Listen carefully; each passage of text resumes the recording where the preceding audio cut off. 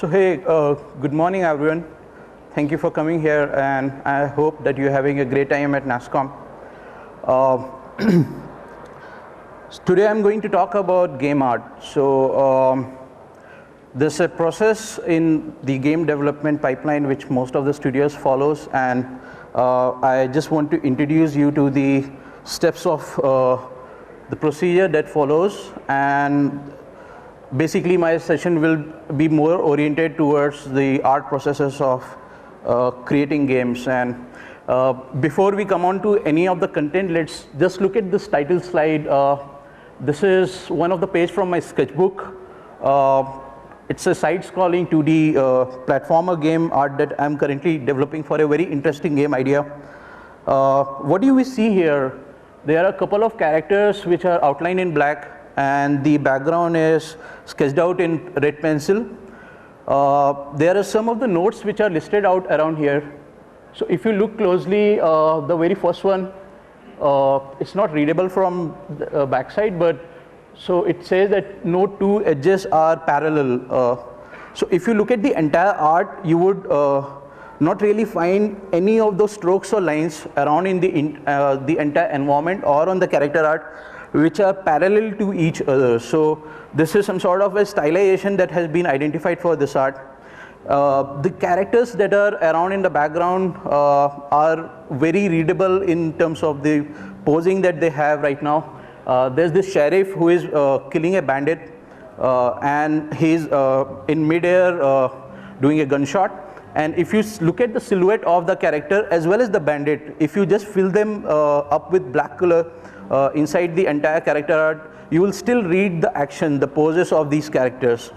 And at the same time, if you just look at the environment, the bridge and the curve of the bridge basically goes in the rhythm and the arc of the rest of the elements around. That signage over on the right, as well as this cactus plant which is slightly hidden inside of the label, as well as those structures at the back. So why are these notes out here in the sketch? What is this illustration going to serve for the entire production is something which I am going to talk about in detail for the rest of my presentation. And before we just come to the content, a small introduction about myself. My name is Shiras Telang, and I'm an artist. I started as a classical animator back around 12 years from now. And gradually I ventured into digital animation, did a bit amount of advertisements and more of web designs and graphic designs a bit as well, and finally ventured into game art, which is something which I'm pursuing right now. So it's been around 4 or 5 years since the time I've been creating games, and this is something which I've done for many platforms including mobile, console, and so much more. I have a studio out here in New Delhi which goes by the name of Pencil Art Interactive. We are a small team of about 8 to 10 people. 7 of us are artists, and we basically do art services, and we are into 2D and 3D art. So I basically direct the team over there. And I'm an avid Apple lover. I'm a big fanboy of Apple products. And I just can't imagine my life if I were not using any Apple products. So,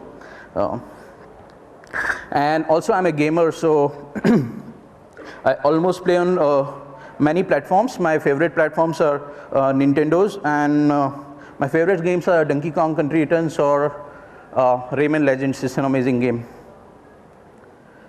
So, so tell me something. How many of us are into art production out here? Is there any studio out here which does art production, or how many of us are artists out here? Okay, great. How many of us are getting art services done through studios but probably not doing them in-house? Like you might be creating some game contents but probably outsourcing it to some other studios? All right. So let me tell you a scenario which is quite common in most of the game development processes. Generally, this is a scenario which I have named nightmare mode. Because what happens is in this development process, just the art production gets into a very concerning step where things are just like messed up because there's not so unified art direction which has been identified throughout for the game. Your artist probably might be struggling in a scenario simple like this. This is largely because there's no identified set rules and processes which haven't been incorporated in an art Bible scenario. What is the solution? Solution is an art Bible. It is basically, it's not a religious book. It's actually a document which smoothes the whole production of game art in your studio. So this is something which I'm largely going to talk about.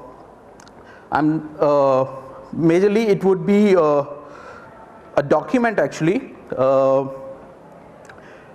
What happens is once there's a game idea, the game designer might probably write down a Word document which will list out the function of the game, the mechanics of the game, the entire experience of the game, how it has to be developed with terms of writing. And then there's a document which gets developed after this, which lists out how the visual direction of the game is supposed to be.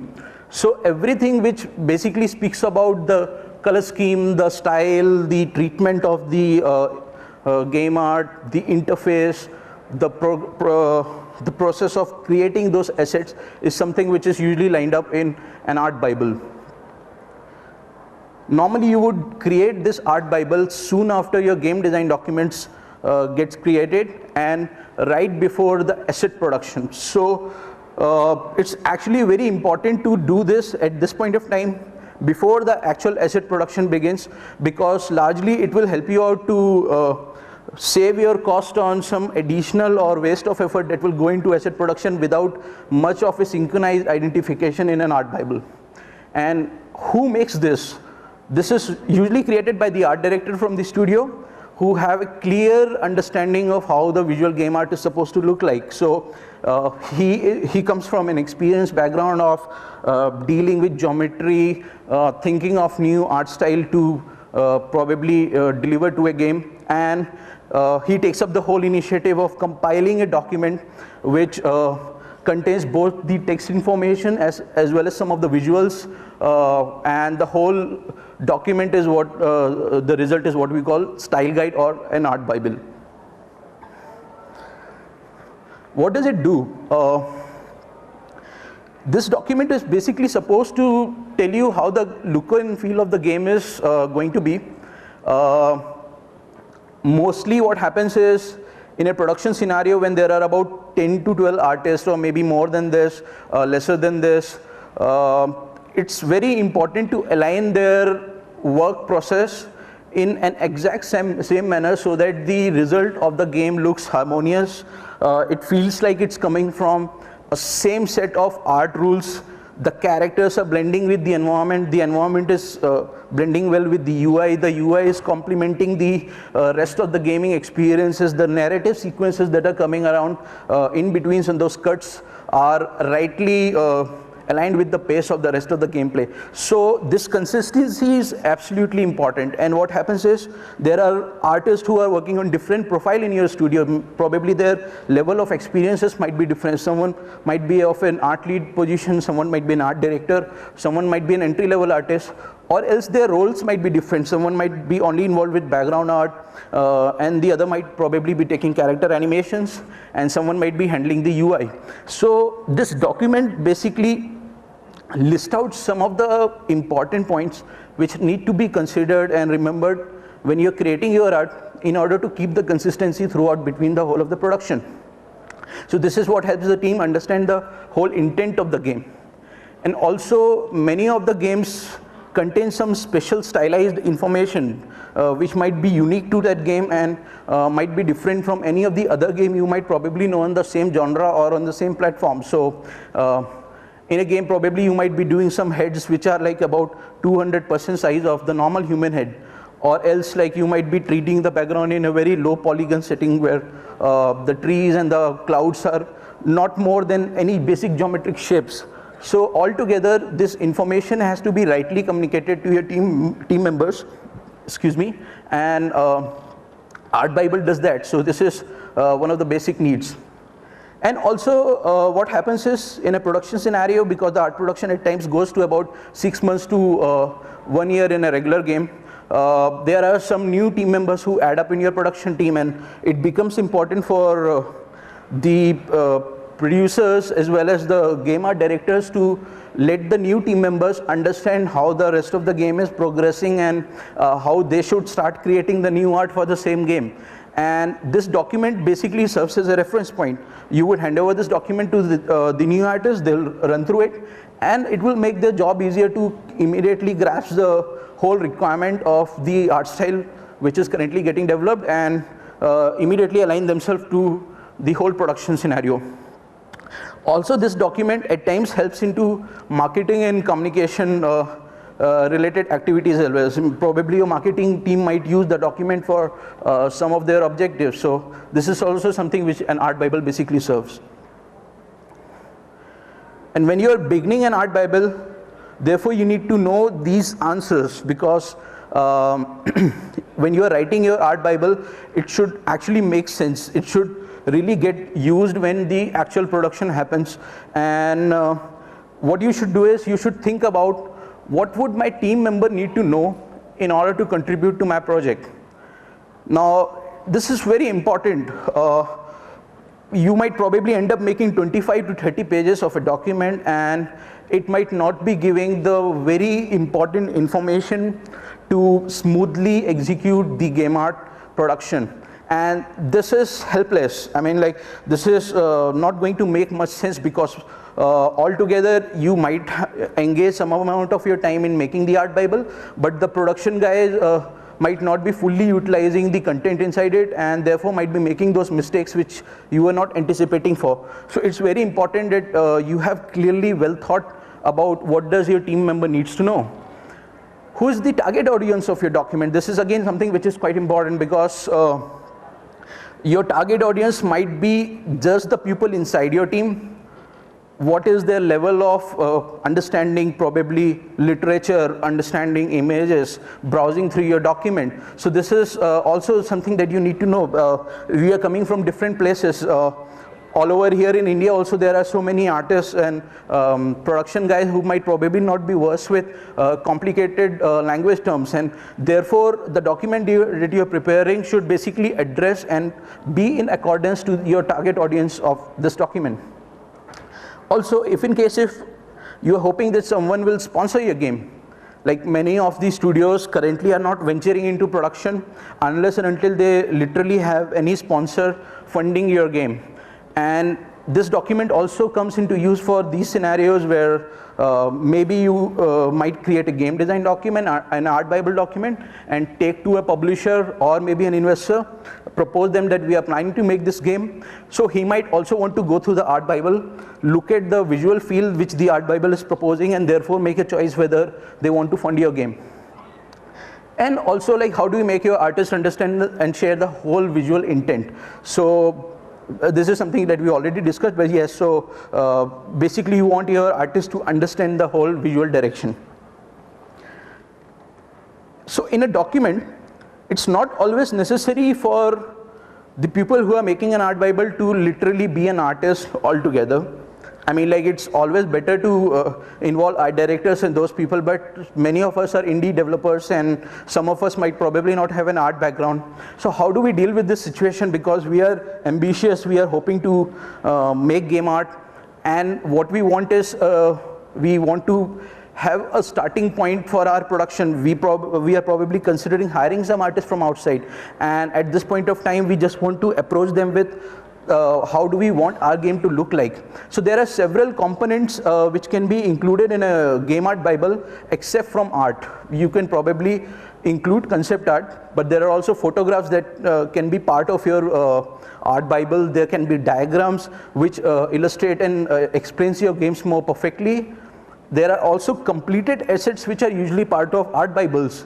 Why would you do completed assets is because some games are so ambitious that they probably might require about 2 years of development cycle, or even 6 months to 1 year, and your time is precious. You cannot really risk upon generation of about 100, 150 assets, and then finally when you are bringing them in the engine, you realize that probably something of the art direction is not working for you. So it's always good to do some amount of like experimentation of completed assets, test them around in engine. This is something which we are currently experiencing in one of the game. I'll come to that discussion when that relevant slide will come over there. And also you are free to use some other medias as well. It's completely okay to put some examples of images from games, movies, and so much more. So here's just a lineup of how an art Bible document contains, like what are the sections which an art Bible contains. And these are not applicable to all of the games. This is some of the generalization that I have done only for this particular purpose of my talk. There are about 10 sections out here, and these sections might increase or decrease depending on the nature of your game. So probably, let's say if there's a game which has too much of story to tell and there is a lot of amount of narration, you might want to dedicate a total storyboard section for your document, which is not listed out here. As well as there might be some games which might stress on weapons or props and so much more. So you might need those sections. Otherwise, you might also want to remove some of the sections out here. So I'm just going to use the more general sections which normally exist in most of the art Bibles. One of it is an art style. So the document usually starts from an introduction page, where you will simply write a small paragraph of what is coming along in the rest of the pages. It gives a general overview and introduction of the detail of art style, which is later on discussed in the further pages. And you would talk about art style, you'll talk about the proportions of the characters, the environments, and so much more. So I'll normally use examples in most of the cases rather than running you through the theory out here. This is a game which we were doing for Centerfresh, and Centerfresh is a chewing gum. So it's based on a folk tale of Vikram Betal. Most of the people who are from India might be aware of Vikram Betal already. So Betal actually here is Betal. That means he's tuneless. He sings in a very bad manner, and you cannot bear the singing of the character. And Vikram is Bakkam, which means he doesn't have to speak a lot. So in this gameplay, what happens is Vikram has to carry the Betal over on his shoulders, and in the journey he has to basically keep silent, like he doesn't have to speak anything between his whole progression. And you are required to collect Centerfresh so that you keep on eating the chewing gum and keep your mouth shut. So this was the whole core idea of the game. And in the art that we did, there was some identification of how to approach the art style out here. So the example on the left illustrates that the character designs and the game art has to be created with character might contain outlines and strokes. You can furthermore outline this, like if you're making it in Illustrator or on Flash, what should be the stroke of your outlines and stuff like this. Look at the background. The background is different and in contrast to the art style which is in the front of the character. That was intentional, and it's also very graphic because the game design actually wanted Centerfresh to be hidden here and there around in the game, and it should not be so easily recognizable and easily to find because we wanted the game to be challenging. So the whole graphic art which is seen in the background is at times like not so helpful for the user to simply identify where the Centerfresh is and collect it. So this is why this environment has been done like this. Also some examples on the right carry Betal, and Betal is singing in all of the three poses. So this gives in information to the animators that in every animation action that they are supposed to create, they should have Betal singing. So instead of him being silent or in any particular way. Next is you would start to talk a little more insightful topics of the major art style that you did in the front. It will start from character art usually, how the characters are supposed to be created. Again, I'll simply come to an example out here. So this is a game which is supposed to be a tower defense game, and the setting is based on some fantasy storytelling. So there are knights and ducats and pirates as well as barbarian and kings and queens and stuffs like this. The whole layout of this game is very similar to Kingdom Rush, and the challenge out here was that Kingdom Rush actually very well utilizes the art to function along with the game, because the sizes of the characters are just perfect, they are so readable, and it makes the whole strategy experience of tower defense come out really well. And we didn't want to do anything similar to this, because anyone will look at the game and would say that this feels like Kingdom Rush. So what we did internally was we went ahead with a painted style for the characters, as you can see out here, and the heads are about 70% of the body, which you see here. So this is one of the direction that sets apart the art style different from Kingdom Rush and still work, because it is iconic. You would see the heads and learn whether what kind of character are these. We also exaggerated the weapons a little. So if you look at the sword as well as the bow, sorry, the arrow as well as the barbarian, so all of these items and props are exaggerated, and therefore they are serving much more purpose. Next comes level of detail. So every game will vary in terms of the level of detailing it will contain between it art. It might be minimalist, it might be extremely detailed.